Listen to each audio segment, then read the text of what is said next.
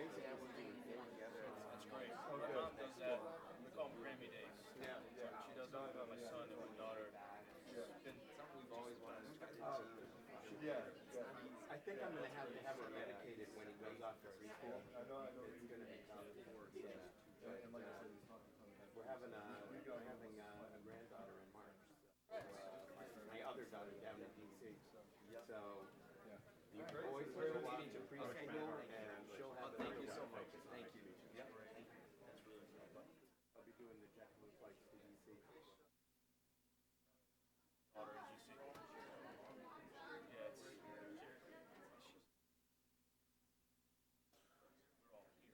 Yeah.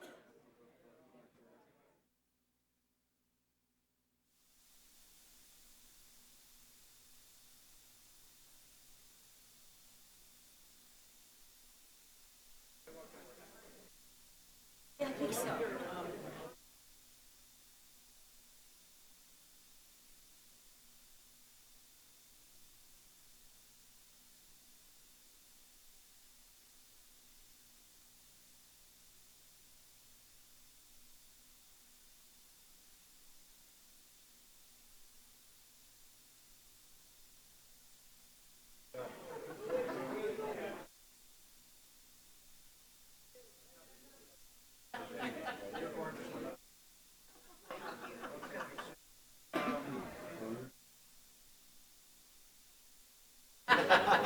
You must have known you'd have a picture taken. By design.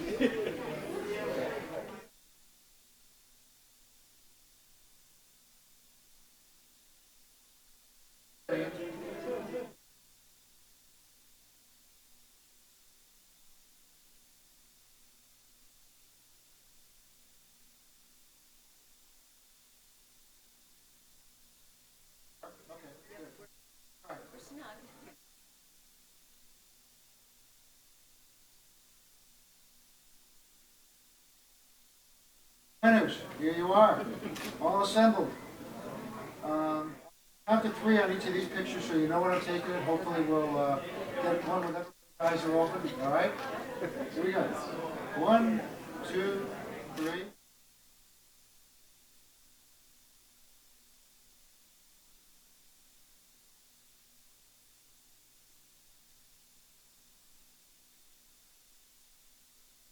Southwest Hartford.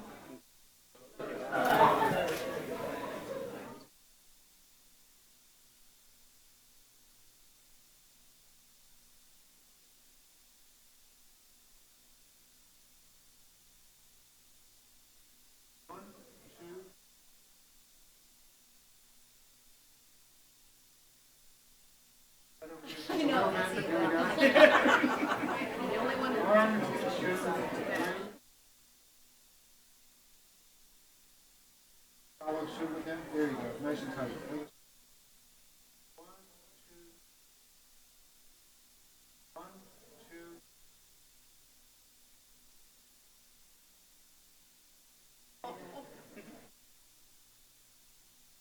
Bright yellow dot. That's about it. His eyes are open, so I know we'll get at least one. Okay. All right? Okay, have a great year. Thank you.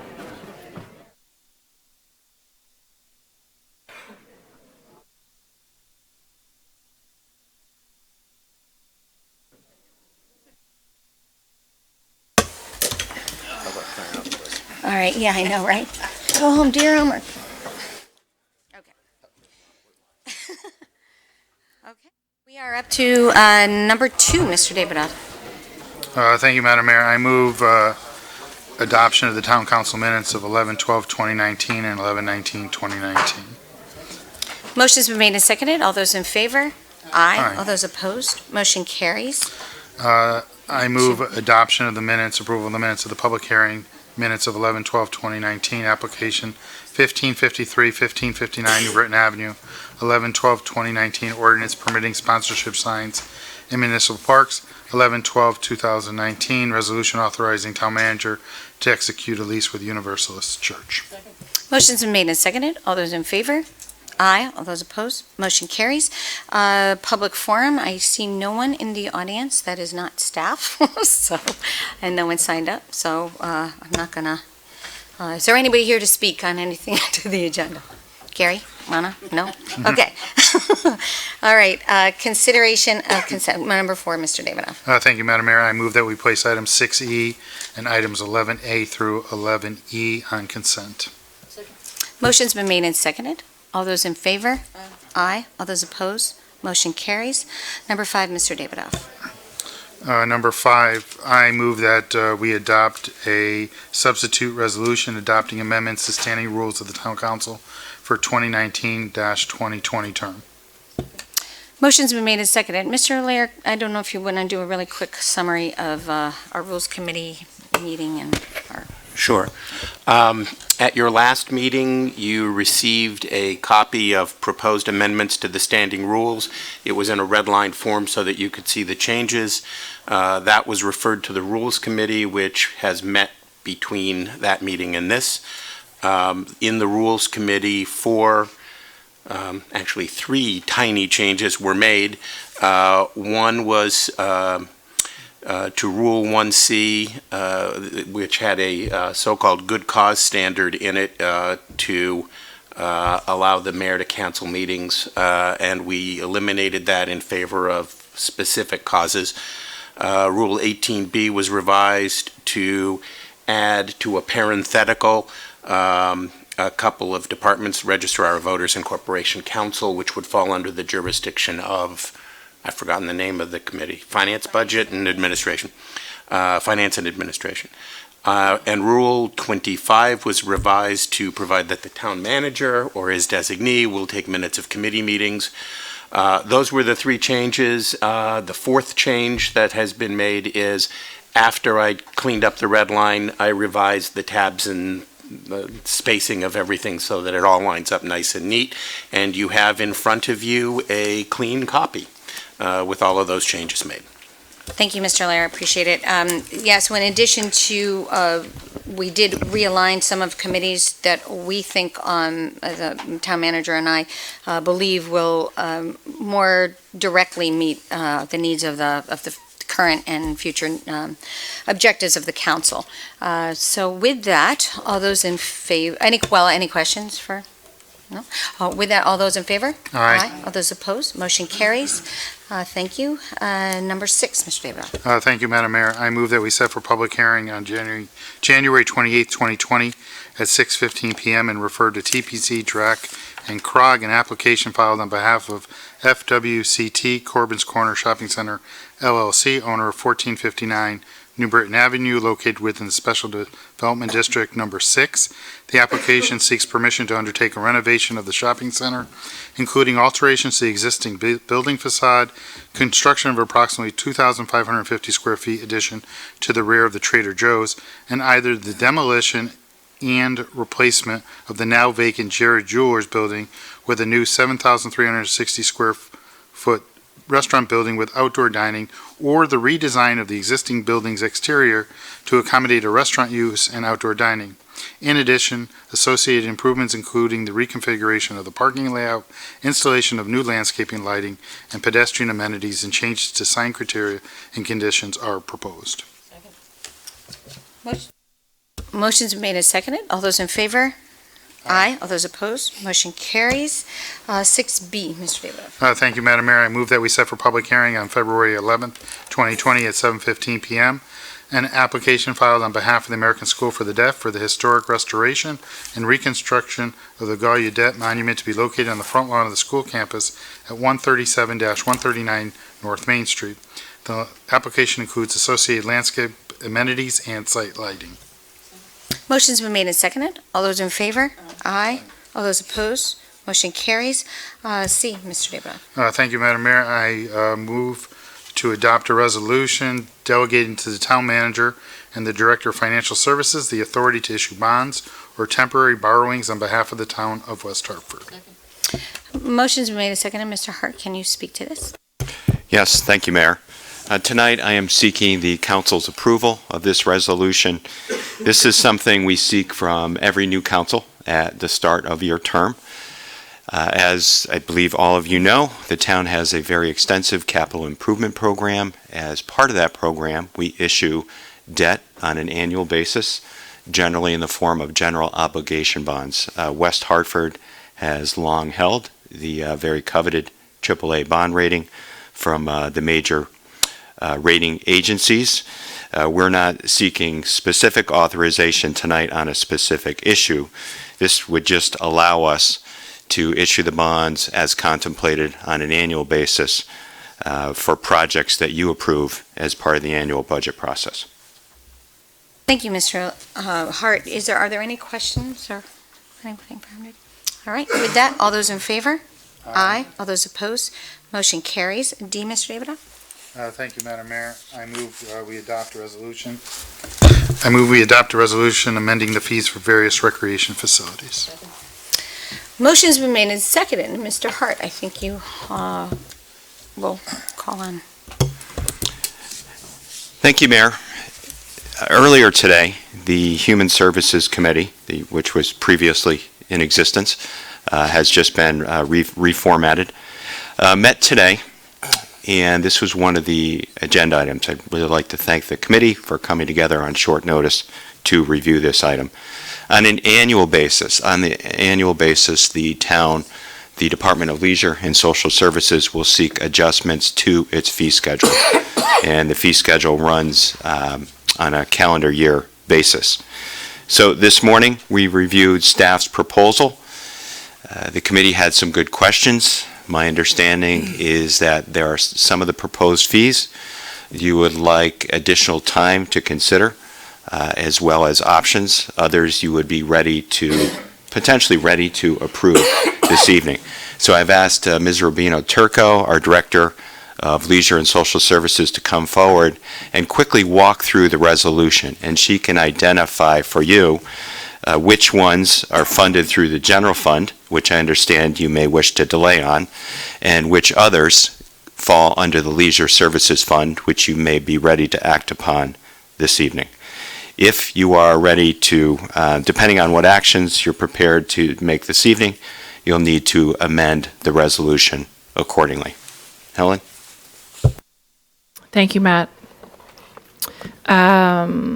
So as Mr. Hart said, on an annual basis, we review the fees that we charge for various leisure services facilities, and some of them, so I have a complicated budget because some of my programs and facilities operate in the general fund, some operate in the Leisure Services Fund, also called the Enterprise Fund, some operate in the Westmore Park Fund, and some operate in the Community Development Block Grant. So I have 4 funds to juggle, and sometimes it can be a challenge to keep track of which are where. So I thought I would just take a moment to walk through with you the challenges that we face in the coming year, and then which programs and facilities operate in which fund. So this year we are faced with a increase in the minimum wage. It went into effect on October 1st. It went from $10.10 to $11. This, every 11 months for the next 4 additional years, it will go up $1 per year until it's at $15. So we have to look at our fee structure because Leisure Services hires approximately 150 employees in the summer who are all either at or very close to minimum wage. And so that really directly affects our operations, particularly our summer operations. In addition, we have gone to a new point of sale system, so we also have, we anticipate that we'll have a slight increase in our bank fees. The fees that we charge for our services, the bank fees are already incorporated into the price, so there's no additional cost for the bank fees. They're already recouped in what we charge for the services.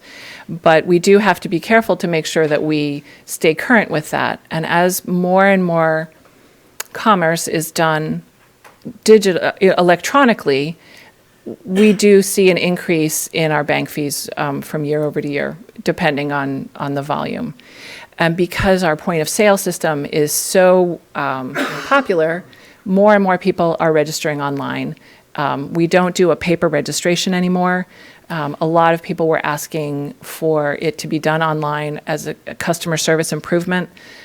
We don't have to chase people for their health forms. It's all connected and attached to their registration. So when they register for a summer camp and then they take a fall program, their health form follows them and they don't have to fill it out again. So it's a boom for us. It's a lot less work. It's worked out quite well. So because of that kind of shift in the way we do business, we also expect that we'll see some increases in our bank fees, and we just want to make sure that we can cover everything. We operate some, as I said, some in the general fund. That includes things like the fees that we charge at our outdoor pools, the rentals that we have at the Elmwood Community Center. Our 2 senior centers are also in the general fund, as well as some of our outdoor park facilities like field rentals or gym rentals, that kind of thing. So those are all in the general fund. And we'll set those aside for now because I think we want to talk about those price structures a little bit more. But the ones that are in the Leisure Services Fund include Rockledge Golf Course, Buena Vista, Cornerstone Aquatic Center, the Veterans Skating Rink, as well as the West Hartford Meeting and Conference Center, otherwise known as the Auditorium. So these are the kinds of things that are in the Leisure Services Fund. Westmore Park operates on its own with its own fund, so it's not supported by tax dollars. It was donated to the town as a property, along with some trust funds. We get a portion of the trust funds, of the revenue from the trust funds, and that goes into helping sustain the facility. So Westmore Park operates with, revenue-wise, with interest from the trust funds, program revenue, and donations. So it was given to the town with the intention that it would never be a burden on the taxpayers, and that's what we've kept up. The things that are in the CDBG include programs that are related to the Hillcrest Area Neighborhood Outreach Center, as well as programs that are related to the food pantry and other programs that we have for our needy residents. I also wanted to mention that there is one of our camps that is in the general fund, and that is the Hillcrest Area Neighborhood Outreach Center has a summer camp that's held at Kennedy Park, and that's also covered by the general fund. It's not covered by CDBG, it's covered by the general fund. Other programs that are in the Leisure Services Fund include our summer camps, specialty camps that we run, things generally where we're sort of the model that we have for the Leisure Services Fund. So I would like to just, if you don't have any questions about where things are, we will move to the fees proposal that we have done in for the Leisure Services Fund. There are 3 areas that we'll just briefly touch on, and then I can answer any questions that you have. The first is at Rockledge. Rockledge Golf Course, we look at the fees there every year because we compete with other municipal courses in the region, and we need to stay competitive with them. So one of the big things that we did last year was that we actually did away with resident versus non-resident because many of our neighboring communities that have golf courses that are similar to ours also were going in that direction. And so we wanted to make sure that to stay competitive, that was one of the changes that we adopted, and that's worked very well for us. This year, it's not a very dramatic change, but it is an increase in the 18 holes on the weekends and weekdays by $1 each. Now, I want you to remember that a portion of each greens fee $1.50 from each greens fee goes automatically off the top into a capital improvement fund for Rockledge. And that builds up, and every other year we pull from that capital improvement fund to make necessary improvements to the golf course. Things like the irrigation system or purchase of equipment, that kind of thing. So Rockledge does continue to struggle to break even. The big improvement that we will see, that you will see this year when we report to you on how the golf course is doing, is that the restaurant has done very, very well. We have a new operator at the restaurant. So there's really three components to Rockledge. There's the golf pro and his staff and the operation of that side of the things. There's the restaurant, and then there's the maintenance. And we continue to work on each one of those pillars, if you will, or three legs of the stool, to make sure that they're all operating to the most efficient way as possible. So fortunately, the golf course restaurant, which is called the Rockledge Grill, has really made vast improvements. We have a new owner that came in midway through the year, his first year, so we only really saw half a year of revenue. This year we're seeing a whole year of revenue, and we're anticipating that we will have a substantial profit sharing from that. So we're looking forward to reporting that once we get his final numbers. Before we make these changes at Rockledge, we always check with the men's club and the ladies club. So we check with some key constituents and supporters who use the facility. So they've already been briefed on this proposal, and we have not received any complaints about it. We do expect that this additional revenue would probably bring in about $28,000. We do see this as a necessary part of doing business at the golf course. There is one extra area that I thought was interesting, and that is, so we have discount passes, so you can buy a 10 play pass. That is for juniors, for seniors, and for residents, non-residents, corporate. That's all kind of lumped into one.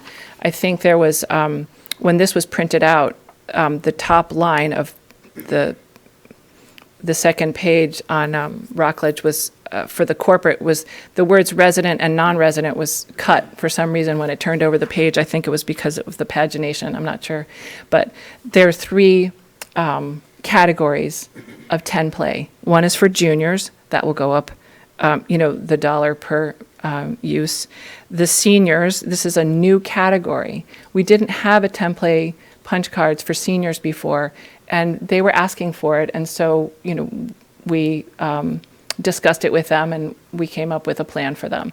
And that really helps, especially because they sometimes shop around with Newington or New Britain, or, and they want to try and get a good deal.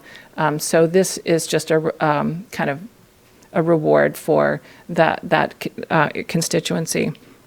And then the third discount pass is for the residents, non-residents, and corporate users. And that, again, is going up $1 per round. So each of those would increase by $10 because they are 10 punch cards. So that is the changes that we're recommending at Rockledge. Quickly, the changes that we're contemplating at Veterans Rink are not very dramatic. Veterans Rink was someplace where we knew we planned for the increase in minimum wage because all of their programs were going to be during the calendar year or during the fiscal year. So we were able to adopt a budget that would already accommodate those changes. So we just have to plan a year in advance now because we know it's going to go up again. The big change here, again, and it sounds big, but it really is fairly minor, is we have charged two different rates, $1 off during the not off season. But now we're finding there really is no off season, and all of our competing rinks charge the same rate off season or regular season. So just to be competitive in the marketplace and stay current with our pricing, and it's actually much easier to keep track. We're just eliminating the rate for off season and just having it be there as one rate to skate at the rink. You may know that the rink in the not too distant past, since I'm almost at 7-year mark, was losing a lot of money. And it is not losing a lot of money now. It is making money. It's supporting itself as well as some of the other programs. One of the most popular programs there is the Friday night DJ skate, which is very popular with middle schoolers. So the place is packed with middle schoolers on Friday night. They check in, they stay in the building. There are monitors in the bathrooms. They really enjoy it, and they leave tired and happy. So that's a really been a wonderful boom. We've always been doing it. It's just gotten really popular in the last couple of years. I think it's really caught on. So that's basically, we do have one other change, and that is regarding the figure skating club. This group is a very important constituent to us there. We really care about all of the user groups at the rink. The rink manager, Peter Montesano, has formed really good relationships with the West Hartford Youth Hockey, with the high school teams that play there. We have 3 high school teams that play there for free. Hall Southington is a co-op team. Then there's the Conard boys team, and then there's the Hall Conard girls team that plays. It's a combo team. So girls from Conard and Hall play on the same team, and then the 2 high schools have teams. But they've really taken ownership of the place. They really care about it. They clean their lockers, rooms. They paint. They build things and shelving, and they've really kind of changed it all around. In fact, the high school teams and the youth hockey collaborated on buying a new scoreboard for the facility. So again, these are amenities that they help support in their own place. The figure skating club. It was a little complicated because there was member versus non-member, and then resident versus non-resident, and it's like to try and figure out where you were in the matrix got a little challenging. So we just have a member and a non-member.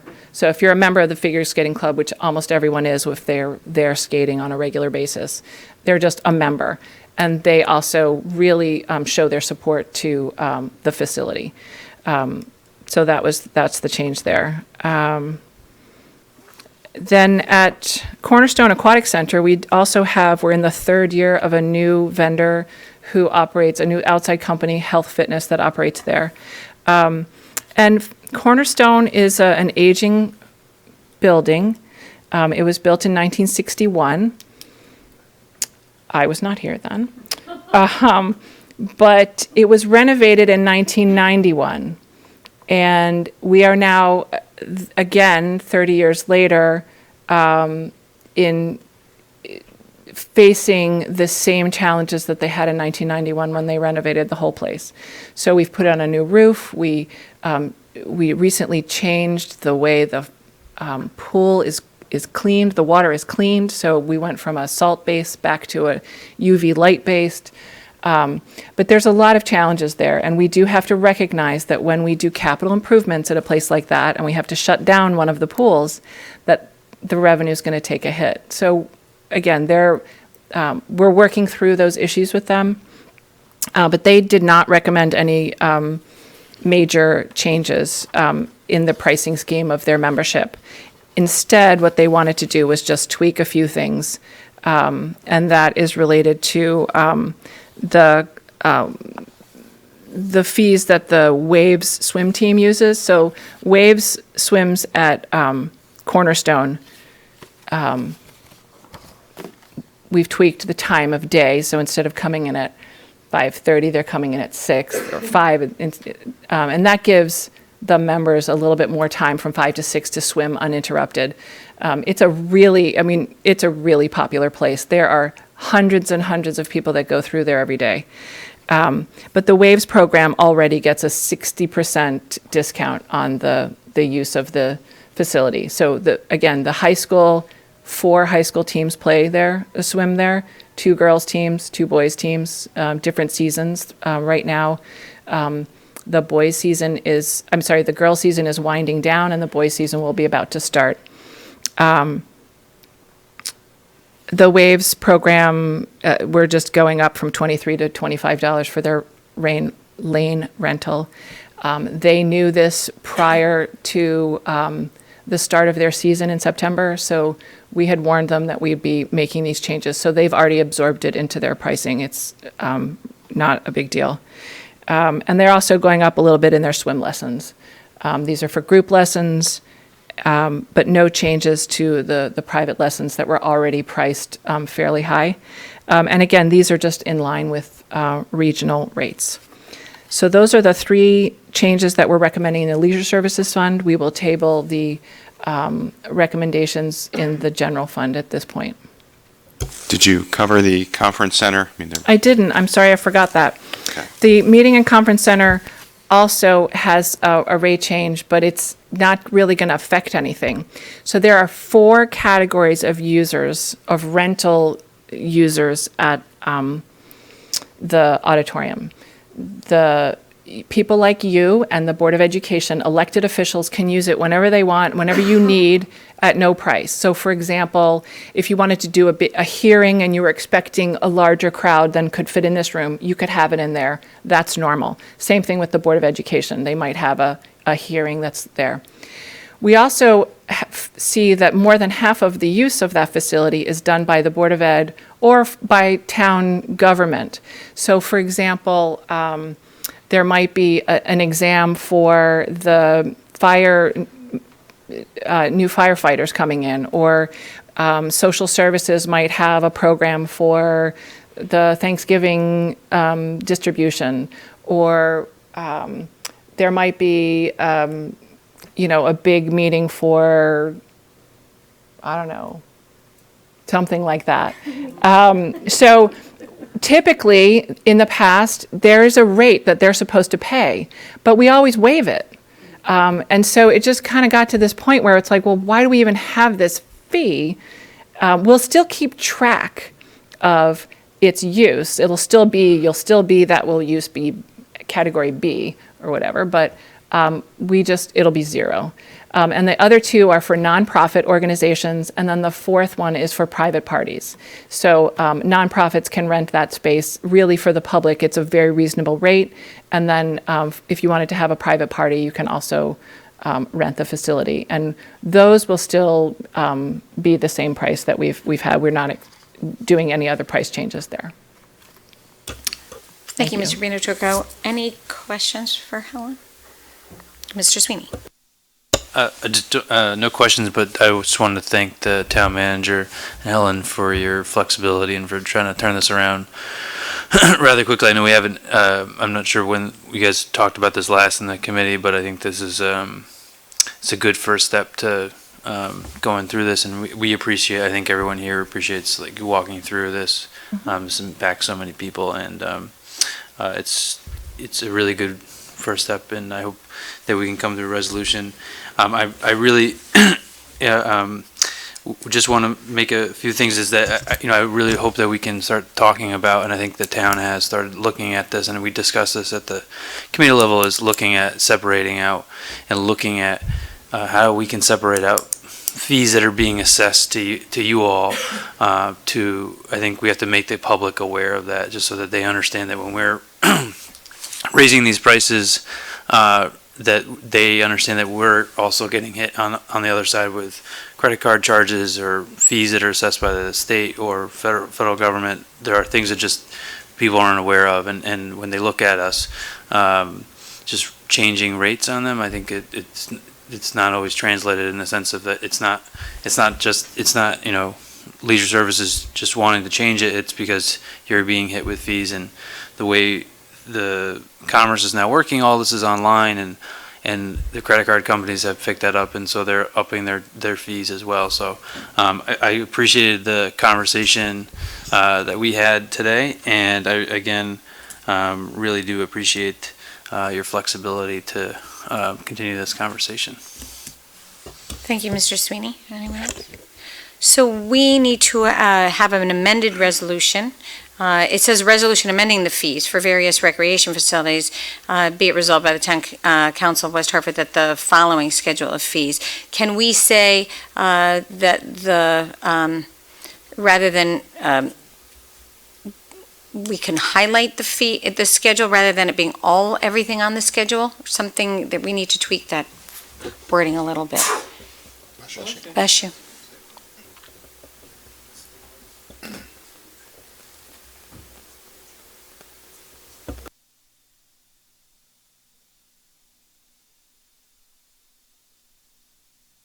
So if we could have a motion to amend, and just perhaps Ms. Rubino Turco could read into the record the ones, excuse me, that are listed with changes that are now going to be no change, and then it could be a motion to amend to make no change to those fees. I think that would be the cleanest way to do it. The question, though, is we're coming back with changes to those fees. We're not doing it in this, so it'll be a completely separate resolution. That would then be It a wouldn't separate prevent us standalone from- resolution addressing only those fees. I was concerned that we might need to table, but that's not the case, so, okay, thank you. So we're proposing changes to Rockledge Golf Course. No, the ones that you're not going to change. Oh, the ones that we're not going to change. So beginning on page 4, we will not recommend changes, discuss changes to the outdoor pool's summer season. We will not discuss or include changes to the rental fees at Elmwood Community Center or miscellaneous rental fees at other facilities, that is tennis, fields, and that kind of thing. Thank you. So the motion to amend would be to make those items no change. No change. Okay, so, Mr. David, if you want to. Thank you, Madam Mayor. I move that we amend the resolution so that we make no change at this time to the fees associated with outdoor pools, rental rates at Elmwood Community Center, the rental rate changes at outdoor tennis courts and field rentals. Motion's been made and seconded.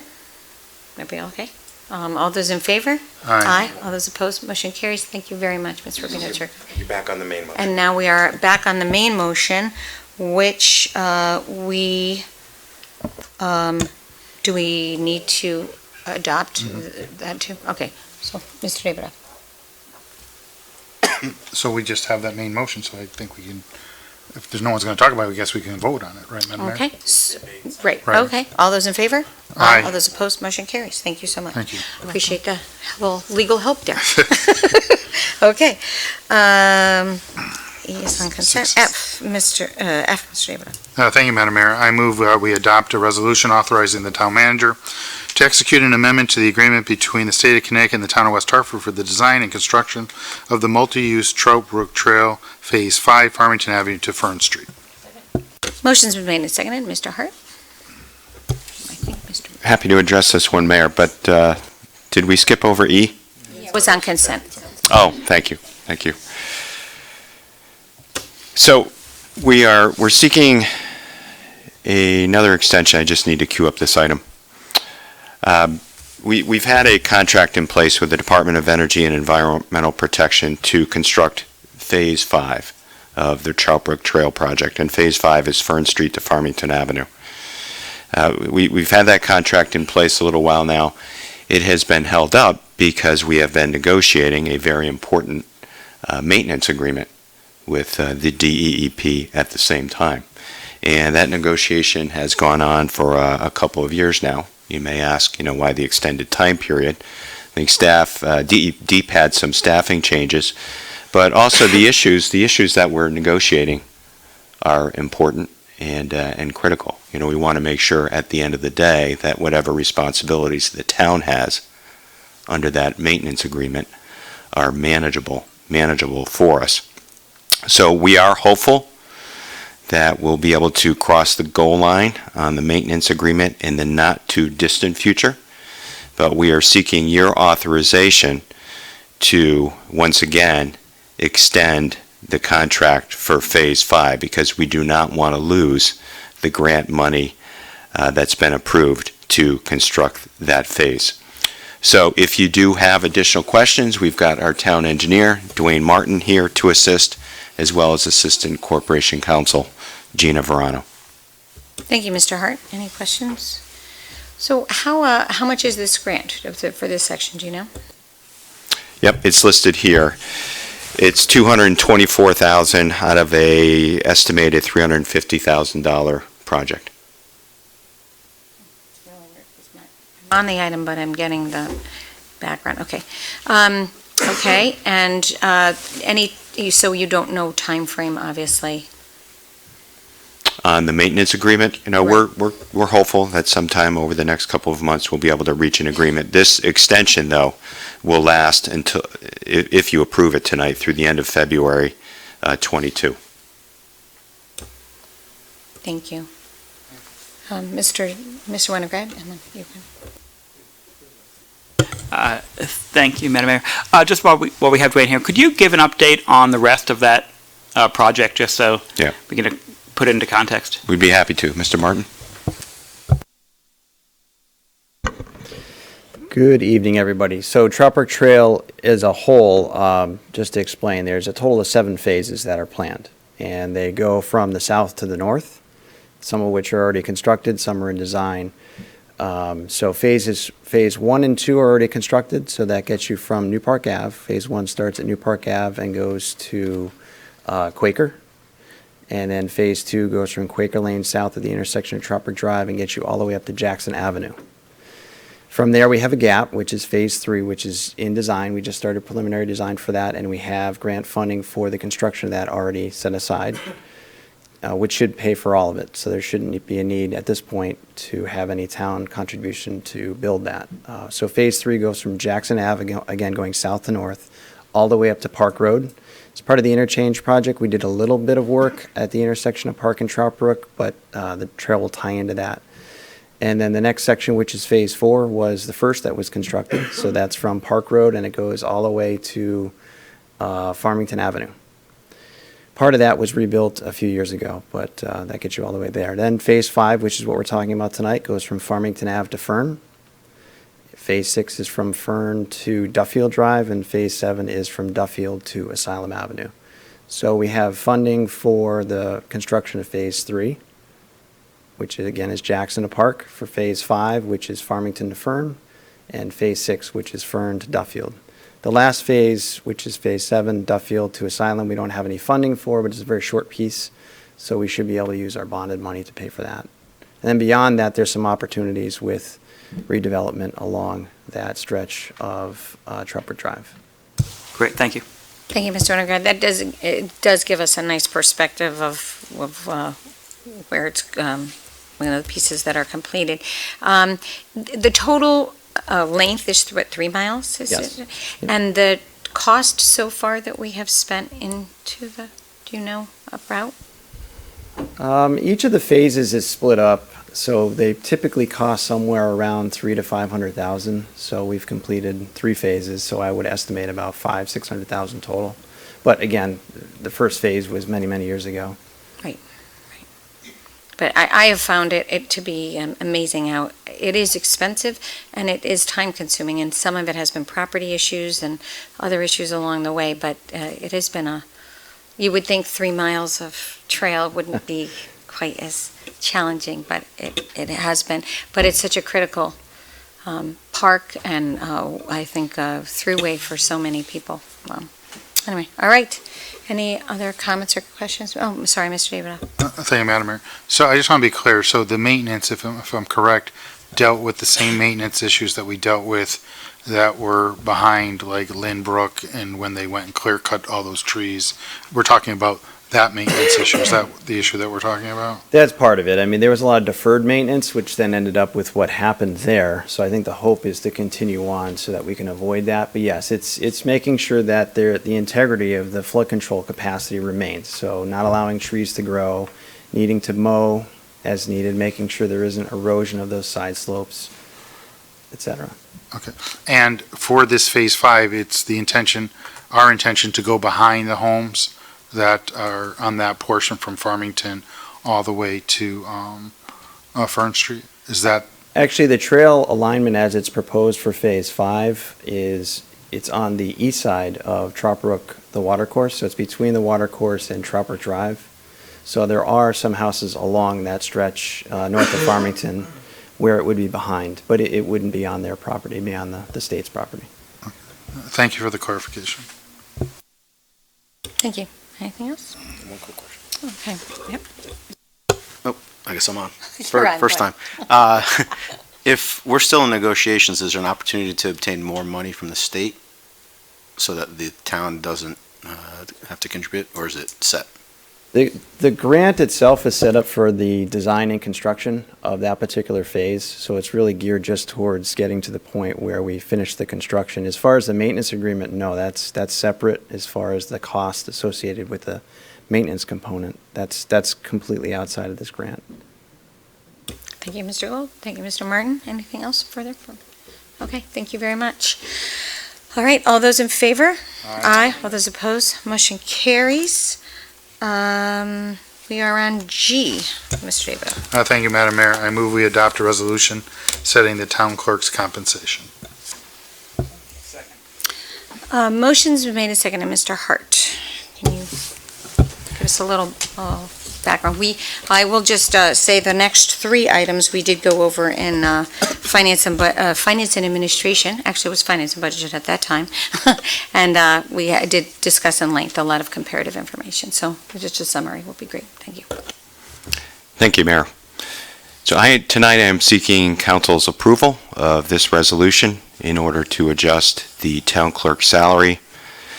Under state statute for elected town clerks, the council has the authority to adjust the salary for the newly elected town clerk only at two intervals.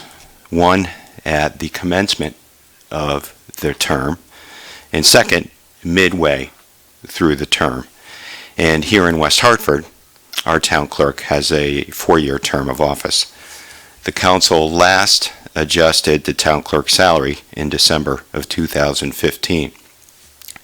So in order to prepare for this item, I asked our HR team to survey the salaries paid to other municipal clerks around the state, and to also look at some of the internal relationships, to look at salary data for various positions in what we call our classified service, both union and non-union. And if you've had a chance to take a look at those salary comparisons, which are attached to this item, you will note that the current salary that we're paying to our town clerk is well below, in many cases, very much so, well below the market average. I would also note that here in West Hartford, our town clerk also serves as clerk to the council. You know, that does not hold across the board. In many communities in Connecticut and elsewhere, the job of town clerk and council clerk, they're handled by separate staff. So in order to correct these disparities, I'm recommending that you approve what I'm characterizing as a two-part wage equalization plan to bring the salary closer to that paid to town clerks in adjoining communities and in peer communities. And as the mayor said at the outset, I did have an opportunity to review this proposal with the then Finance and Budget Committee at its December 4th meeting. I would note that our recently re-elected town clerk has all of her certifications. She's a Master Connecticut Town Clerk and a Master Municipal Clerk, which is an international designation. Looking at the financial impact of the proposal, the wage increase for both steps is a little under, it's $17,690.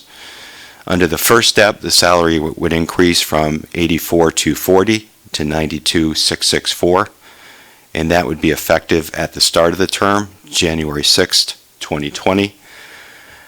Under the second step, and I'm noting a typo here, under the second step, the salary would increase from $92,664 to $101,930.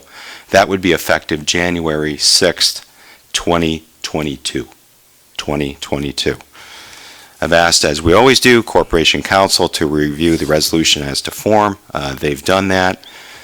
So I am recommending your approval. I know on a percentage basis that this looks significant, but I see it as a very important correction, in order to ensure that we're fairly compensating a talented and high-performing employee. West Hartford, we've got a long tradition of paying people fairly. I think comparable worth, comparable pay for similar positions has been an important principle for us. I think because we set the salary so infrequently, that is probably the main reason why it lags so far behind.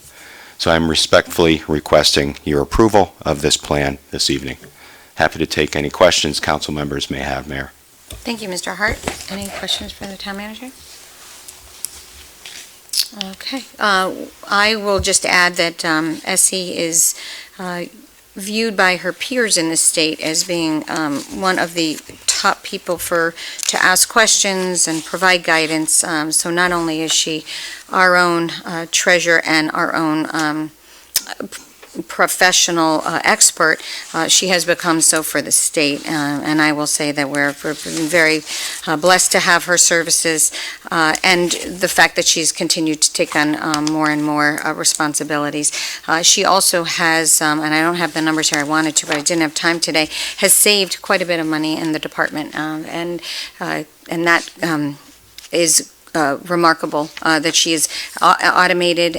She analyzes fees. She's actually generated a significant revenue, has often had a zero increase, or actually that has brought money to the table for the town. So it's with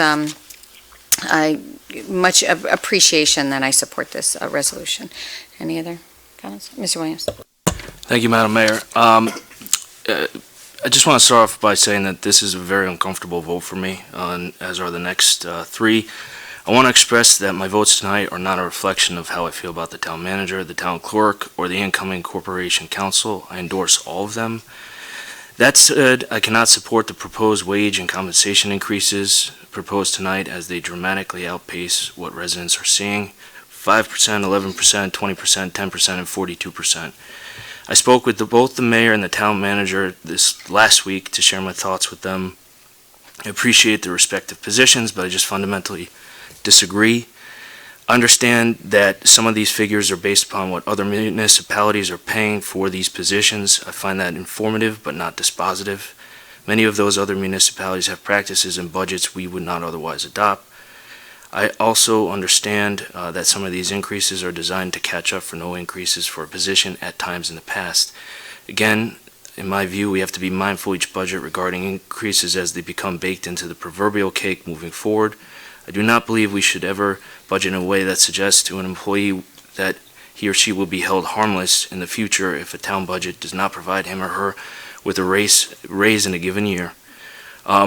While difficult, my vote reflects the obligation I feel to West Hartford's residents who, although a small minority, voted for me on a platform of reducing taxes and reversing the ever upward budget trajectory. And so to vote for these increases, I think, would be a betrayal to them. So I can't support these increases. Thank you, Madam Mayor. Thank you, Mr. Williams. Anybody else? Okay, with that, all those in favor? Aye. All those opposed? Motion. Nay. Oh, yes, right. 1, 2. Oh, I'm sorry? Just announce the vote. I have, I think, 7 yeses and 2 nos. Is that right? Okay, thank you. Okay, with that, it passes. We are on number H. Mr. Davis. Thank you, Madam Mayor. I move we adopt a resolution setting the town manager's compensation. Motion's been made and seconded. I will take this one.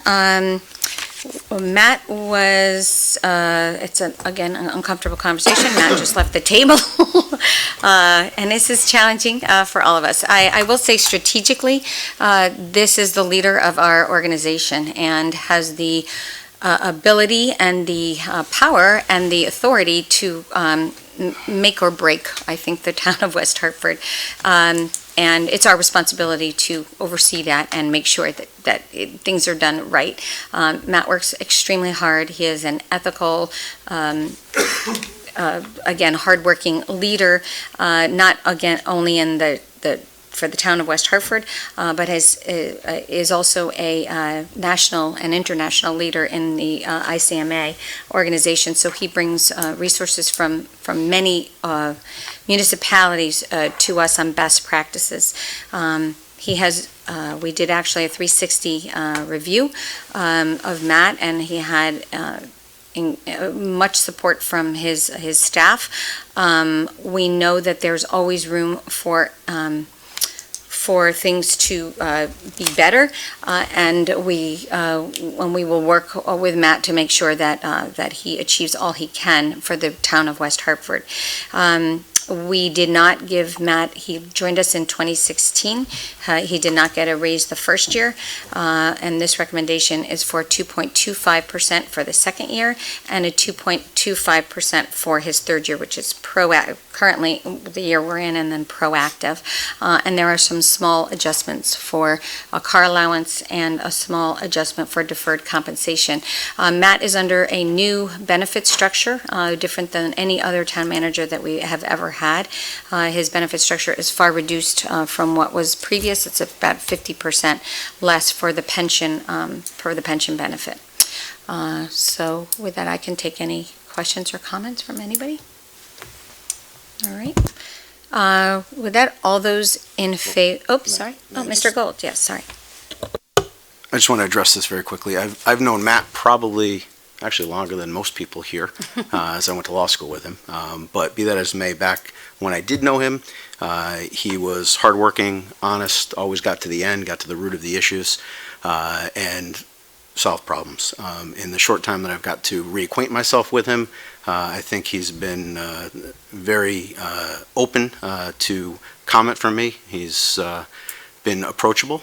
He's been interested in listening to what I have to say and other people have to say, and I think the increase in what he's looking for, I think would be appropriate based on the type of job that he has and what he brings to the table for our town. Thank you, Mr. Gold. And we also did a comparable comparison, obviously, for other communities, and he is, with this, he's on the lower end, and with this, he will be still probably on the lower third, but we have, unfortunately, in West Hartford, again, sometimes ignored taking care of our probably most crucial and position in the town. Anything else? Mr. Svay. Yeah, thank you. Extremely painful conversations, but they're necessary. My comments aren't at all personal. I feel very strongly positive about the people that we are addressing and talking about, and I have really good working relationships with them. I just really come down to an affordability issue, and I know for a fact that a lot of private industry is giving no raises, and hasn't been. And if they are, they're very, very small. And as people get, more senior in their career and earn higher salaries, which they certainly deserve, we can't keep adding to them. And maybe a one-off might be appropriate, that you just make a lump sum basement payout so it's not in the base. I just don't want to keep having these conversations where everybody's, getting these 17% raises over 2 years, and we fall into the trap that the state has with salaries and benefits being the significant cost, and there's no money left to do any infrastructure improvements or any of the other things that taxpayers expect. So my disagreement is more philosophical than it is personal. It's not personal at all. I just made a commitment like Chris did when I ran, that I was going to stand behind the taxpayers and do everything I could not to keep increasing taxes. So my vote would be no. Thank you, Ms. Fay. Any other comments? All right. With that, all those in favor? Aye. All those opposed? Nay. Those 7-2. Thank you, Ms. LeBreau. The last of these resolutions is Number I, or letter. Thank you, Madam Mayor. I move we adopt a resolution to appoint a corporation counsel for the 2019-2021 term. Motion's been made and seconded. And before we actually talk about, and we're going to have to come back, obviously, it's an open item, but we're saying goodbye to a corporation counsel. You can't have a new one if you don't, the old one doesn't leave. So I just want to take a moment. There really is no place in the agenda for this, so we are going to do this right now before we vote on this resolution. I have a proclamation, actually, for Mr. Allaire. Come on up.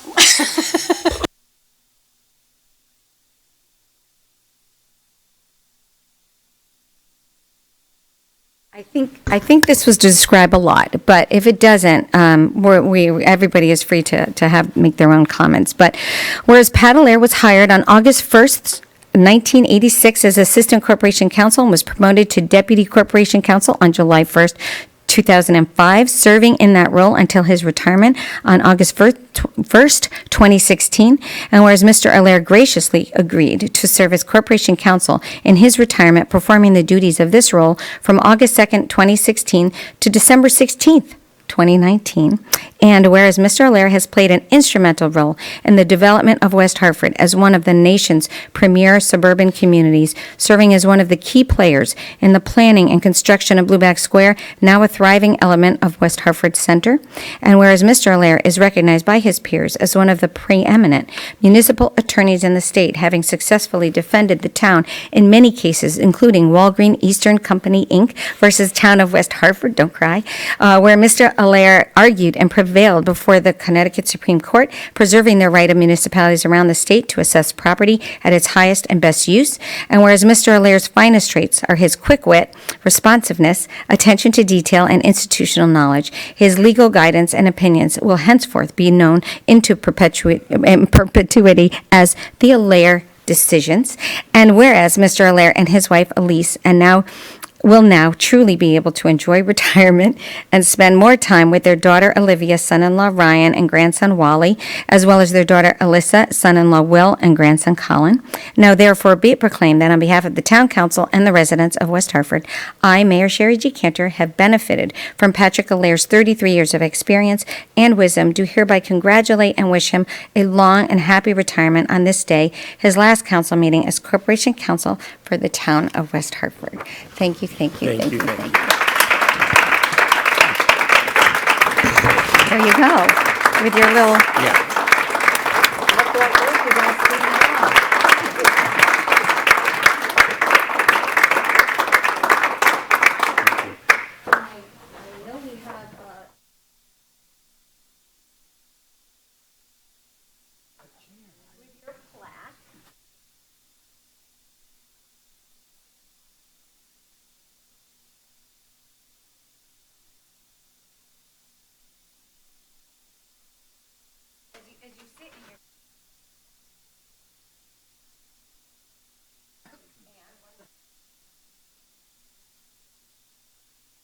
Pat is a beer connoisseur, and I got him a couple of wonderful beer glasses. You got it.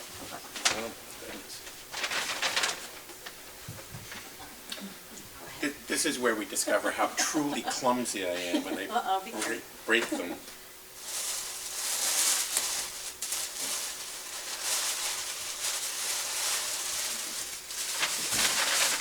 I got it. Yeah, I'm going to put this box down. You hold the box.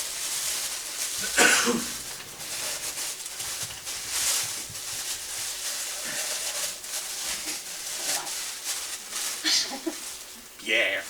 There, you can't mistake Yes, it. my misspent youth in Quebec drinking beer. That's right. Thank you very much. You're welcome. And I think we have probably a couple more comments.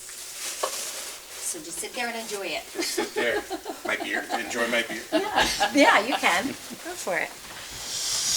All right, is there anyone else that would like to? Mr. Sweeney.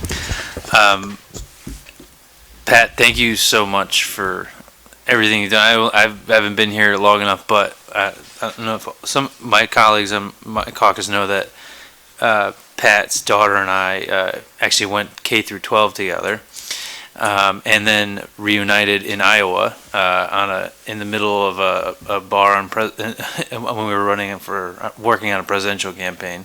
But ever since I got on, it's been such a nice connection to have known the Lairs from Morley Elementary School till right now, and I wouldn't be able to do this job without checking in with him on some good questions, some bad questions, but I wish him so much luck, and I'm really happy that you get to spend a lot more time with Olivia now and your two grandkids.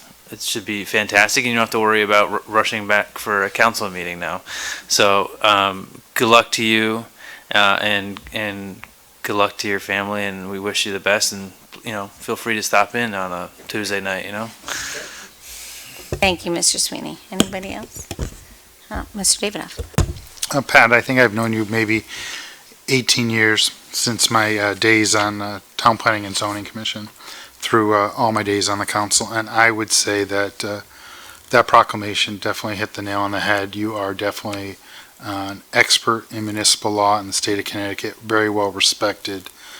You definitely know what you're talking about at first glance, and any call to your office always gave me comfort knowing that you were going to get the right answer. And that comes from years of experience, years of wisdom, years of commitment to that body of law that you have definitely mastered. And what I find to be the most humorous thing about you is when you call your office and you're not there, you always remind people that as an attorney you have the right to remain silent and anything you say. And that is always a good chuckle, and it gives me pause at times to say, well, maybe I ought not say anything other than, Leon Davidoff, give me a call back. And that's what I usually just do, because you never want to say the wrong thing. But in all the years that I've interacted with you, you really have never said the wrong thing, and you've presented yourself as a gentleman, and you've shown mutual respect to everybody who sat around this table, as well as the Planning and Zoning Commission table. And I have very fond memories of the 56 hours of Blueback Square hearings that you and I both were in attendance, as well as Mayor Cantor.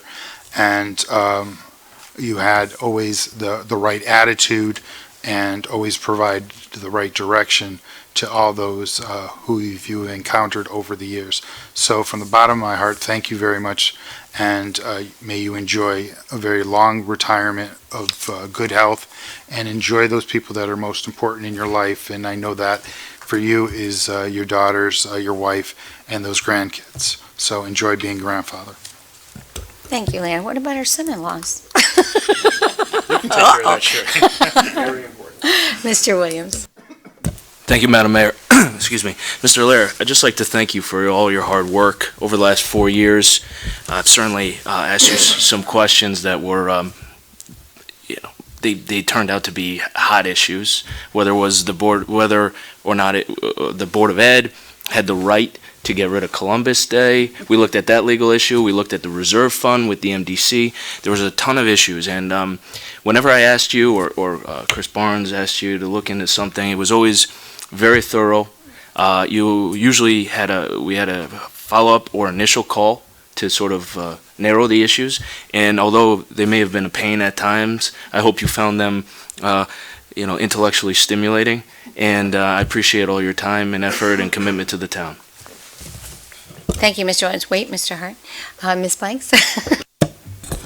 Mr. Lair, I know I'm new to the council, and I thank you for just taking some time out of your day or evening to spend with me and share some of the issues that are important and some of the expectations that I can plan to expect and look at, and just helping me understand the process And I just wanted to thank you as a new person coming to this table. And just to offer this, to enjoy your retirement and spend all those beautiful days with those special grandbabies and your daughters and your son-in-law, because family is very precious. And as we had talked earlier, we never know when the next day is going to be our last day. Thank you, Ms. Blanks. Ms. Fay. Thank you. I'm going to take a little bit of license here and call you Pat, because that's what I always called you. And since you are leaving, it's my last time to call you Pat. So I don't know you nearly as well as the others, but I've really enjoyed working with you. And you absolutely did provide a lot of value whenever we interacted and advised the council with excellent advice. So we will miss you. I'll miss you. But I hope you do enjoy your retirement, and it's as good as you think it's going to be. It's probably going to be better. So have a great time and enjoy your family. We'll miss you. Thank you, Ms. Fay. Mr. Gold? Mr. Lair, again, I'm new to the council. I'm not going to throw mistletoe up and make everybody happy here, but I just want to thank you very much for your time on the council, being part of Corporation Council, and lending your mind to the town. Thank you. I haven't forgotten about you, Mr. Hart. Okay. Mr. Winograd. Thank you, Madam Mayor. Pat, so I've also had some long history with you. Back in 94, 95, I think I represented town hall employees, and I don't remember what the issue was, and we were on opposite sides. I've been trying to rack my brain. I can't remember. I suspect you were right. I think you probably won. But even then, I mean, it was clear that you were a fine intellect, but also just a good-humored lawyer, which is something that is not always the case among the profession.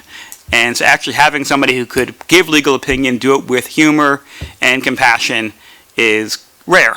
And especially ones that I go up against. So I appreciated it then. I continue to appreciate on council. I enjoyed 4 years ago getting your How to Be a Counselor 101. The booklet you gave us and your jokes within it were well appreciated, and we'll miss your presence here. So thank you. Thank you, Mr. Renegade. Ms. Kerrigan? Thank you. Yeah, I will miss you, and you have been a real pleasure to work with. And you taught me a lot. You taught me how to, well, I don't know how to do this, but I watched you teach us about the law and how it relates to what we do. I particularly remember the MDC, Niagara Water Deal, and the Yukon property, and the importance of the Freedom of Information Act as it relates to who you email and how you email, so that was big for me. You always reminded me of my dad, in that I always hesitated before I asked you a question, and my dad I love dearly.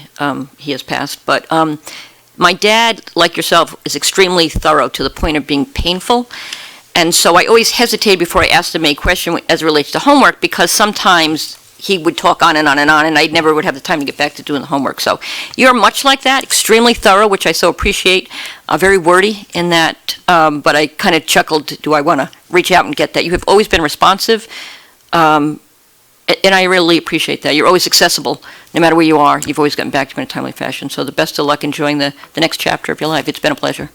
Thank you, Ms. Kerrigan. I'll go to Mr. Hart now, and then I'm going to close with Mr. Lair, Pat, on behalf of the staff, I would also like to thank you for your many years of service to the town. So I first heard about this Pat Allaire guy in my prior job. So I was working in the town of Mansfield negotiating a development agreement, and Barry Feldman, one of my predecessors here, was working at the University of Connecticut and suggested I reach out to you.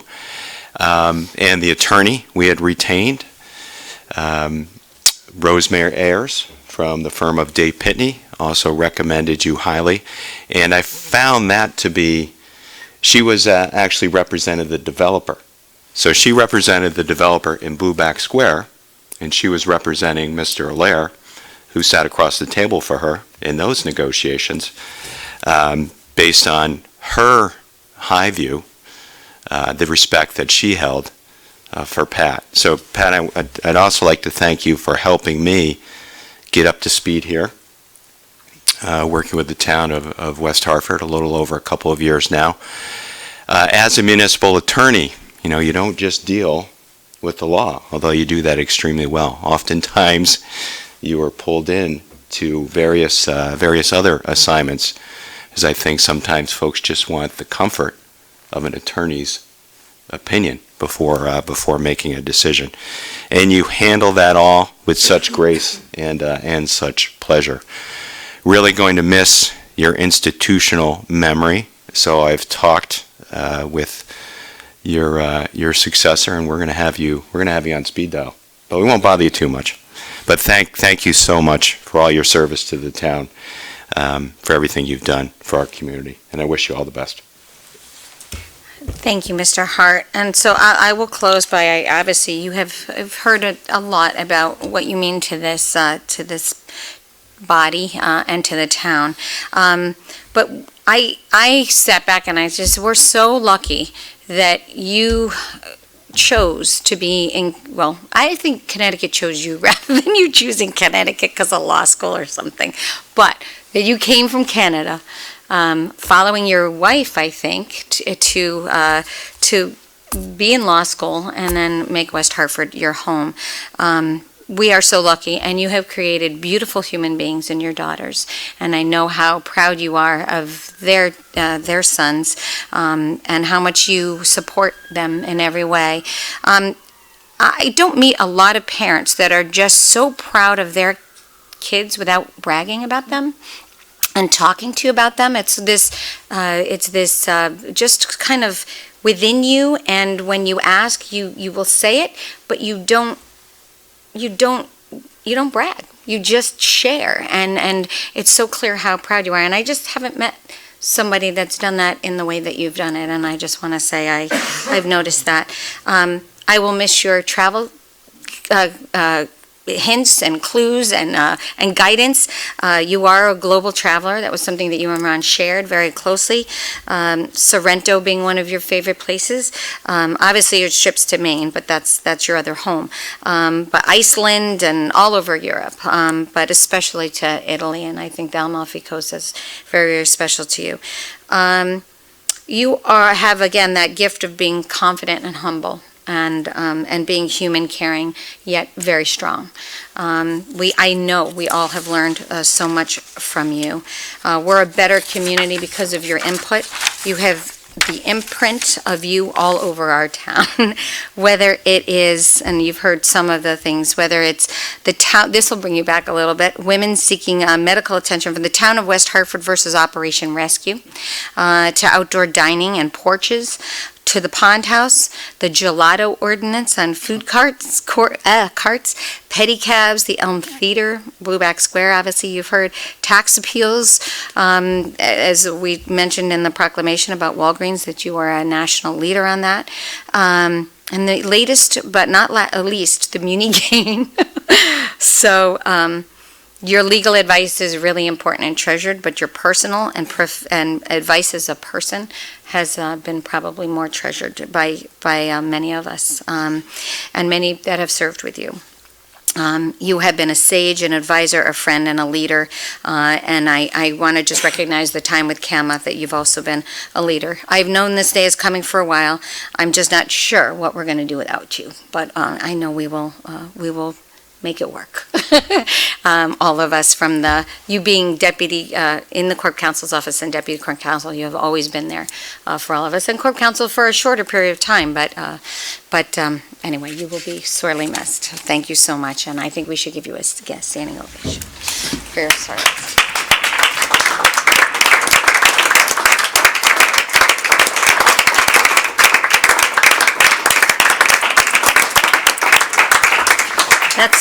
That's awkward.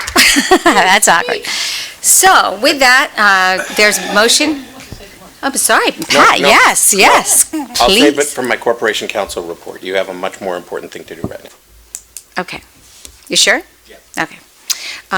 So we have a motion and a second on the table. I am going to say, when I heard that, and Pat really did us a favor by stepping in to be Corp Counsel while he has been rebuilding his office, losing some his own experience in the role of the day-to-day law work, but rebuilding his office. And then, he told us about 2 years ago he wanted to leave in a year, and then we pushed it out another year. I started talking to people, and we talked about the fact that this job is really not such a part-time job when with the configuration the way it is. It's a contract, and it's whatever you need it to be to get the work done. This is a funky situation in that we had a very long-serving corporation counsel prior to Pat, the longest in town's history, and we just sort of let that corporation counsel function. He did a lot, but again, you were always there. You were always there. So again, every corporation counsel contract we do has been a bit unique. I know that you've donated a lot of time to us, and because this was unchanged for 22 years, and I know that we probably owe you way more than you ever took out of this town. So you have again saved the town an inordinate amount of I think trouble, risk. You have made us shine when we've needed to shine. So now we have another contract before us, and we have a stellar, qualified person that has sort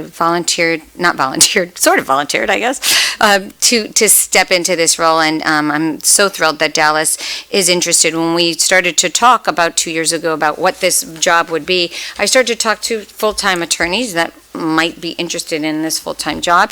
And when I got the price tags for some of those attorneys, I was like, oh my, that's not going to work.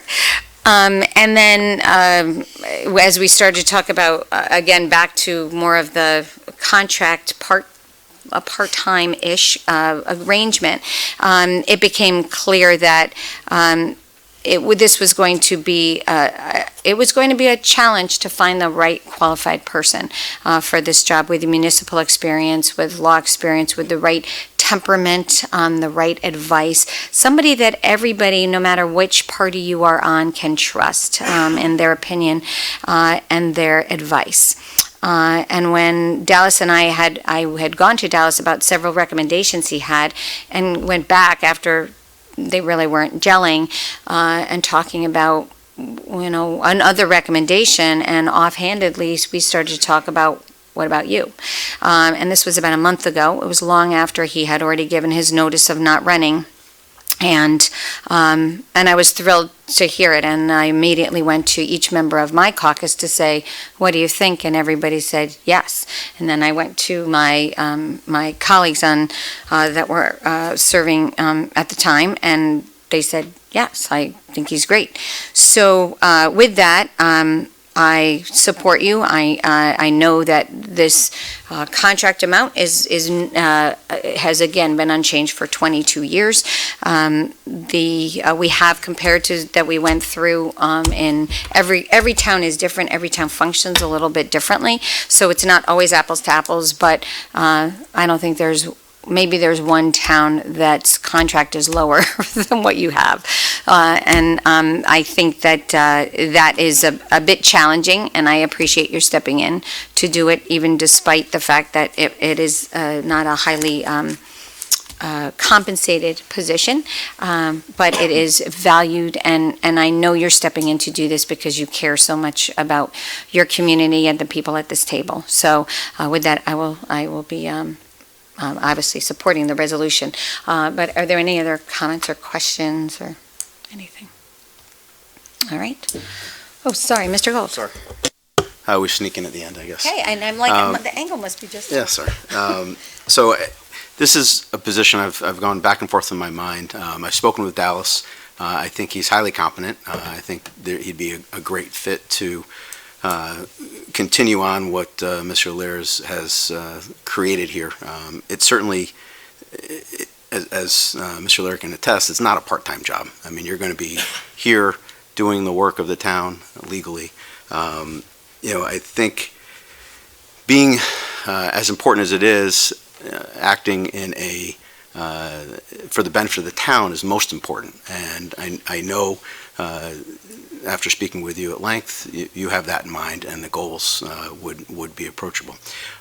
In terms of the salary, obviously we've gone through comps. While there hasn't been an increase in quite some time, the amount that we're talking about, I think, is commensurate with what is going to be required of the job and what you're going to put into it. And I know you're going to put in full effort, and I think it's important for the town to have somebody with your abilities and your resume to continue on in the tradition that's been set at such a high standard. Thank you, Mr. Gold. All right, all those in favor? Aye. All those opposed? Abstain. Okay, Mr. Williams is abstaining, so 8 yeses and 1 abstention.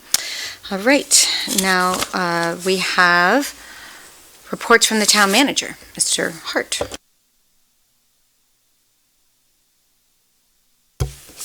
Thank you, Mayor. Let me just boot this up. So I do have a number of items to report on tonight. I will attempt to do that as quickly as I can. Starting off with upcoming meetings.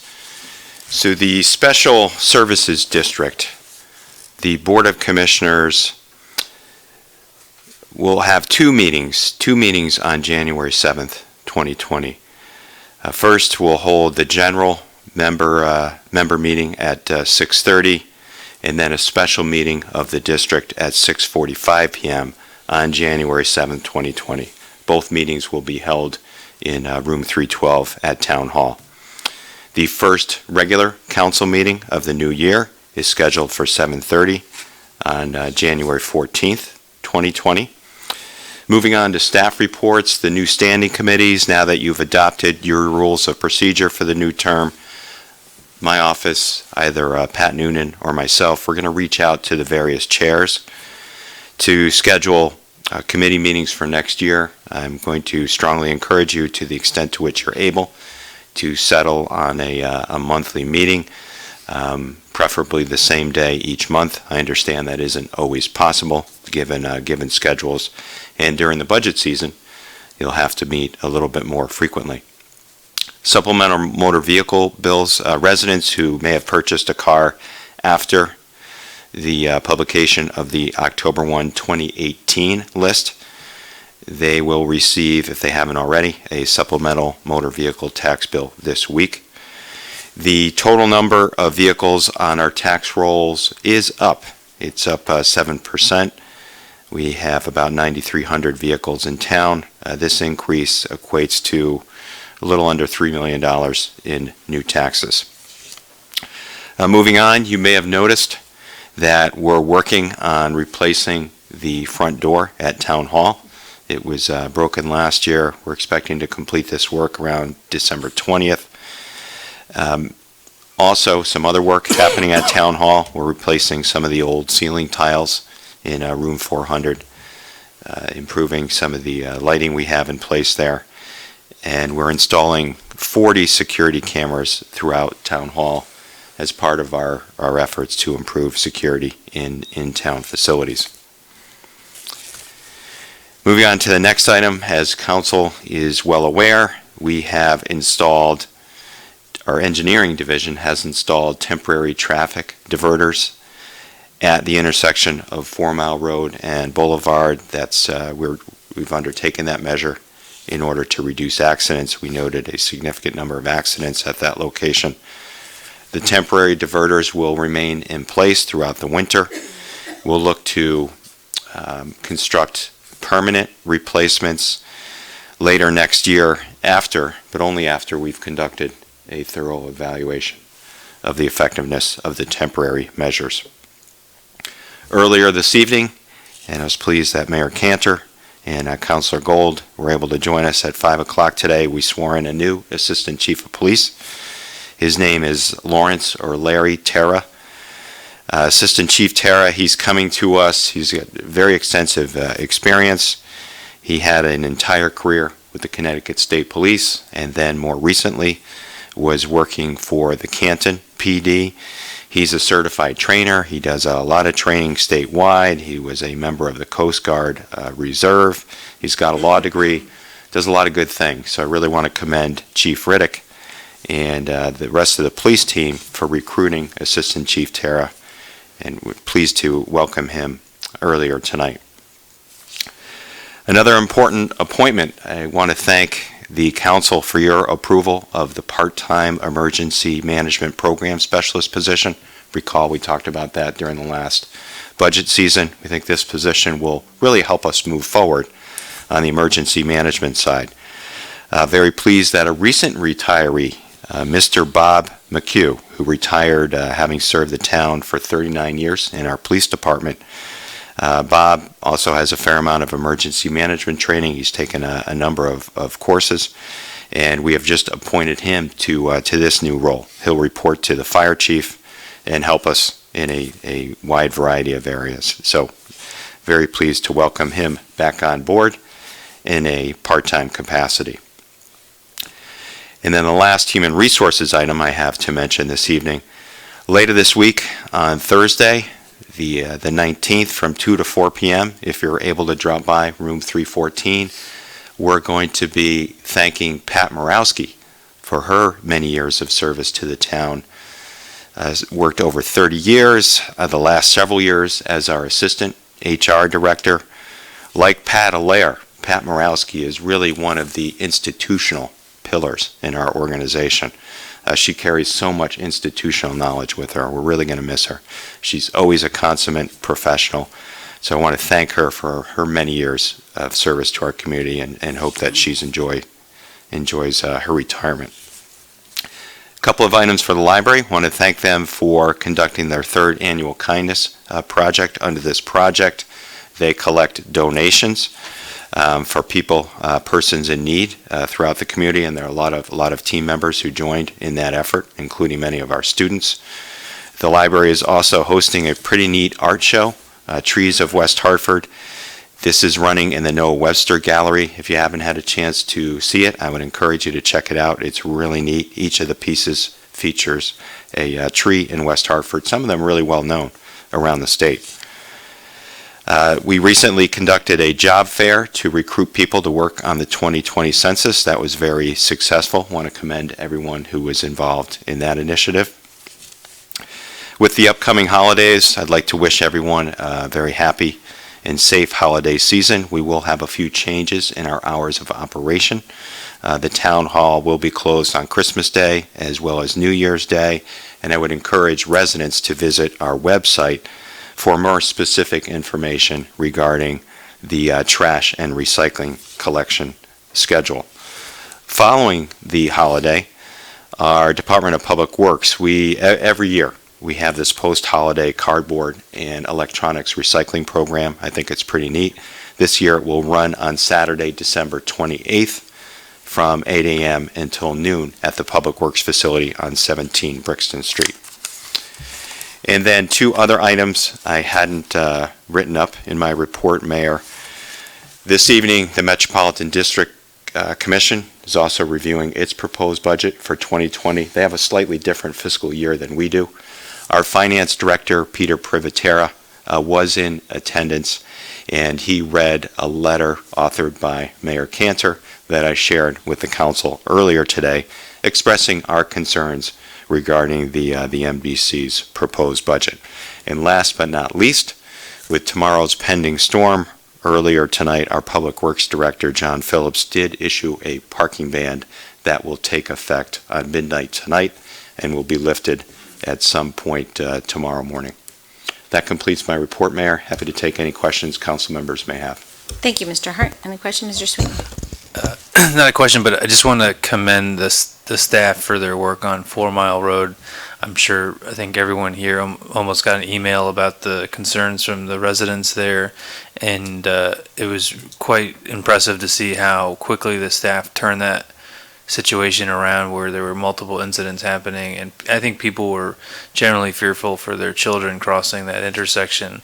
And it's really great to see what's possible when the residents work with the town staff and the staff is open and flexible with them. And I think that was just a really great example, and we hope to see more of that. And thank you so much for spearheading that, Matt. Thank you, Mr. Sweeney. Is there any other comments or questions? Okay, with that, I will go to announcements. Tomorrow marks a year that Jane Murphy and Tim Curtin tragically lost their beloved daughter, Bridget, who loved Westmore Park. The Murphy-Curtin family has set up a Facebook fundraising page and a GoFundMe page, both called Friends of Bridget Curtin at Westmore Park. Money raised will help build the recently approved 3-season open-air outdoor classroom. The timber-framed facility would provide shelter, would provide shelter to thousands of students as well as summer campers. The family and the staff at Westmore agree that the outdoor classroom would honor Bridget's memory. Tax-deductible donations may be made on 2 websites or by check payable to the Westmore Park Fund. For more information, visit www.westmorepark.com. Bridget was a beautiful, intelligent, fun-loving young lady, and this is a great way, especially at this holiday time, to remember the family, honor her memory, and make something positive, wonderfully giving to so many other students. Merrily Mannerly, a magnificent new musical, will run at Playhouse on Park now through December 15th with lively music, dancing, and lots of laughs. Merrily Mannerly reminds us that all good manners are always in fashion. Really? For more information or tickets, call the box office at 860-523-5900, extension 10, or visit the Playhouse on Park. Glad Tidings, December 21st, 4 p.m. City Singers of Hartford celebrates the season with glad tidings through familiar carols that are uniquely designed for audience. The performance will be held at First Church of Christ, 12 South Main Street on Saturday, the 21st at 4 p.m. Fire and Ice Hanukkah celebration. Hundreds of residents will be joining together as they observe a master ice carver sculpture of a giant menorah at what has become one of West Hartford's mega events. Fire and Ice will be held on Sunday, December 22nd, the second night of Hanukkah at 4 p.m. at Webster Walk in Blueback Square. Hanukkah is a holiday of light and freedom, where few overcame the many and light triumphed over darkness. This is a universal message that we can all relate to. This event is free of charge and open to all, young and old. Just come and celebrate. And then the Trees of Hartford that the town manager had commented on and mentioned. 25 artists were selected from over 110 submissions, so it was like a bit of almost a juried art event. I also want to mention that Essie's swearing in will be in the new year at 2:30 on January 6th. And the Secretary of State will be here to swear her in, which is really an honor. I'm sorry? Lieutenant Governor. I'm sorry, Lieutenant Governor. Oh, I'm sorry. It is Lieutenant Governor. Okay, great. Even better. So terrific. And are there any other announcements? Does anybody have anything? No? All right. With that, we have Mr. Lair, reports from Corporation Council.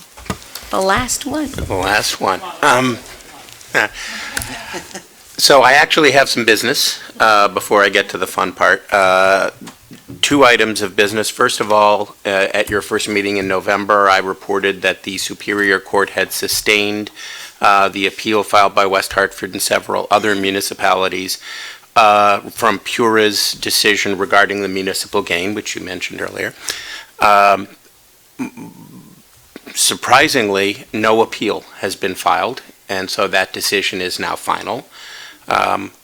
I would urge you, when I mentioned this to Attorney Dodge earlier, I would urge you to be very alert in the next legislative session, however, because I don't believe for a moment that the utility companies are going to go quietly into that good night on that issue.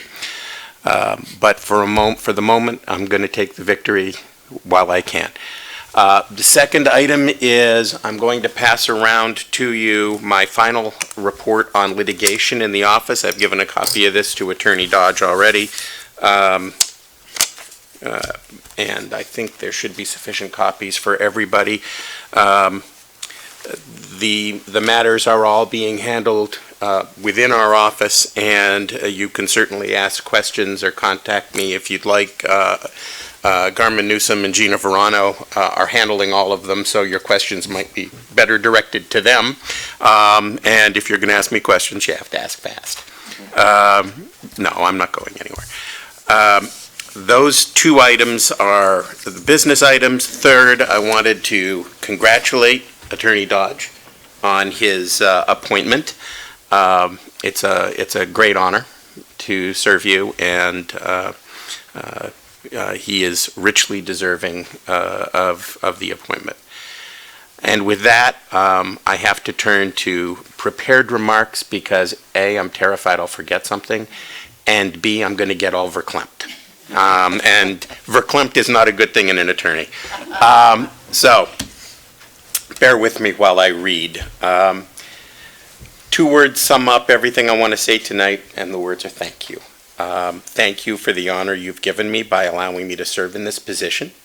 I'm one of a small group of very well-regarded people who've served in this role, and I certainly don't feel worthy to be one of them. There isn't a municipal attorney in Connecticut who doesn't envy the opportunity I've been given for the past 33 1/3 years, a third of a century almost to the day. I confess that I haven't always gone home at the end of the day feeling fortunate. And for that reason, a great deal of thanks really belongs to my wife, Elise, and to my daughters, Olivia and Alyssa. The town got a twofer when it hired me because it also got the wisdom, patience, common sense, and psychoanalytic skills of my wife, Elise. She's the real brains of the outfit, and she knows that my two real skills are opening jars and carrying heavy objects. Neither of my daughters knows a time when I have not worked here. Olivia was 18 months old when I came to work for the town, and Alyssa was born about a year after I began. Counselor Sweeney, Counselor Williams, and Attorney Dodge are all the same age as my daughter, Olivia, and so it's true when I say that I've worked here for a full generation. On those rare occasions when I may have gone home in a less than cheerful mood, they were the ones who revived me.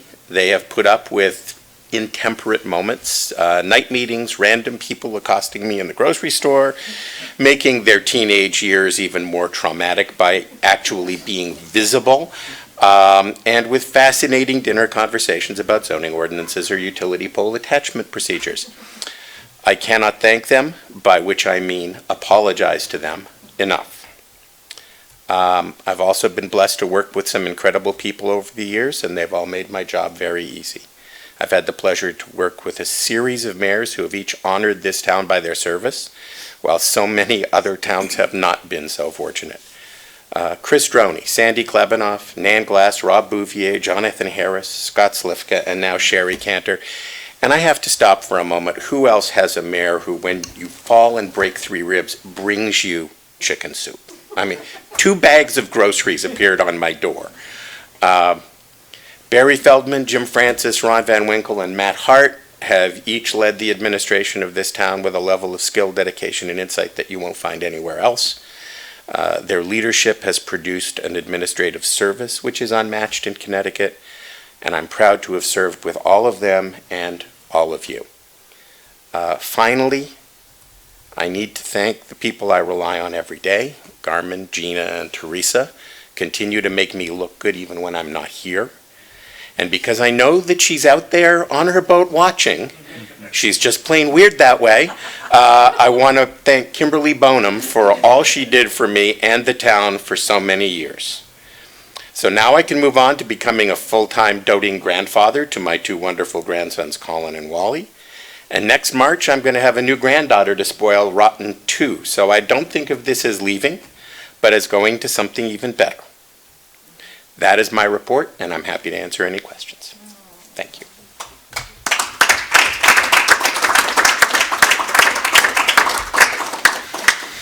Thank you, Pat. Any questions for Beck? It's kind of like, any questions for Mr. Allaire? I'm just going to say stay off ladders. Okay.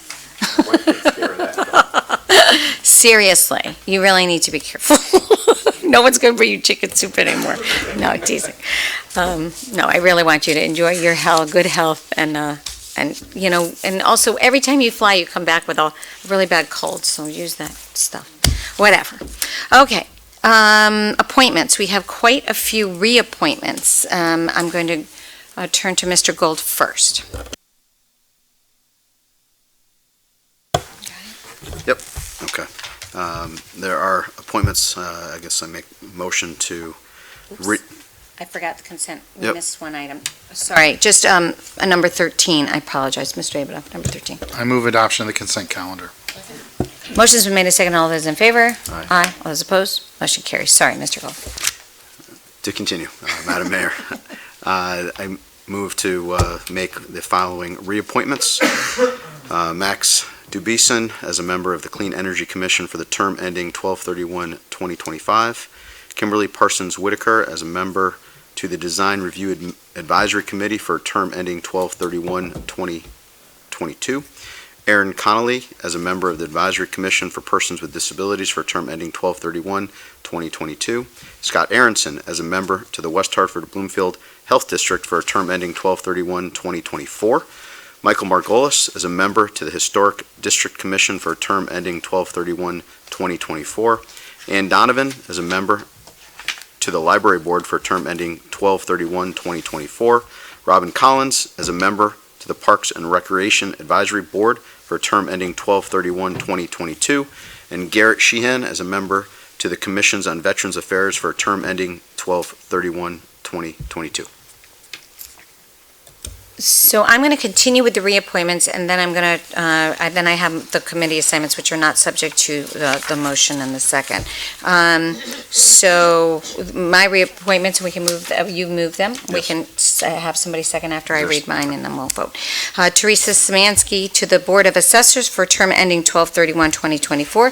John O'Connell to the Board of Assessment Appeals for the term ending 12/31/2022. John Dixon to the Board of Assessment Appeals for a term ending 12/31/2022. Brian Sullivan is an alternate member to the, the Board of Assessment Appeals, also 12/31/2022. Bernard Pelletier to the Clean Energy Commission for a term ending 12/31/2025. Stephanie Kehane to the Conservation Environment Commission for a term ending 12/31/2024. Cynthia Cormier to the Historic District Commission for a term ending 12/31/2024. Deb Cohn is an alternate to the Historic District Commission for a term ending 12/31/2024. Dawn Ennis to the Human Rights Commission for a term ending 12/31/2022. Sarah Raskin to the Human Rights Commission for a term ending 12/31/2022. Denise Jackson Riley to the Human Rights Commission for a term ending 12/31/2022. Shauna Kitzman to the Parks and Rec Advisory Board for a term ending 12/31/2022. Greg Scheimer to the Parks and Rec Advisory Board for a term ending 12/31/2022. Danielle Firestone to the Pedestrian and Bicycle Commission for a term ending 12/31/2024. Denise Gutierrez to the also the Pedestrian Bicycle Commission for a term ending 12/31/2024. Ken Livingston to the Pedestrian and Bicycle Commission for a term ending 12/31/2024, and Raymond Gunter for the Senior Citizens Advisory Commission for a term ending 12/31/2024, and Olinda Morales as alternate to the Zoning Board of Appeals for a term ending 12/31/2024. Second. Motion's been made and seconded. All those in favor? Aye. All those opposed? Motion carries. Thank you to all these volunteers that make our town run. With the reassignments of the Rules Committee, I also have assignments, and this is my role as mayor, to make the assignments for the new committee assignments. Community Planning and Economic Development Committee is Chair Sherry Cantor, with members Beth Kerrigan and Lee Gold, responsible for overseeing planning and zoning, code enforcement, economic development, and engineering. Sorry. Education Liaison Committee, Chair Sherry Cantor, Carol Blanks, and Chris Williams. Finance Administration Committee, Chair Leon Davidoff, Lamb Sweeney, and Mary Fay. Governmental Affairs Committee, Chair Beth Kerrigan, Sherry Cantor, and Lee Gold. Sorry, I'm struggling here. Human and Community Services Committee, Chair Lamb Sweeney, Ben Winograd, and Mary Fay. I'm sorry, Public Safety Chair Carol Blanks, Leon Davidoff and Chris Williams, and Public Works Facilities Committee, wow, Ben Winograd, Carol Blanks, and Mary Fay. And the Rules Committee we had already established, Chair Sherry Cantor, Leon Davidoff, and Lee Gold. And with that, next, I'm so sorry. We have number 12, Mr. Davidoff. I move we receive a communication from Laura Cordes resigning from the Greater Hartford Transit District. Motion's been made and seconded. All those in favor? Aye. All those opposed? Motion carries. Thank you so much Laura for your service. Number 13, Mr. Davidoff. We already did, Madam Mayor. Right, well, I'm sorry. No petitions, no executive session. I will wish everyone a happy, healthy, and wonderful, joyous, peaceful holiday season, and we will see you next year, and I make a motion to adjourn. A second. A motion's been made and seconded. All those in favor? Aye. All those opposed? Motion carries. Thank you so much.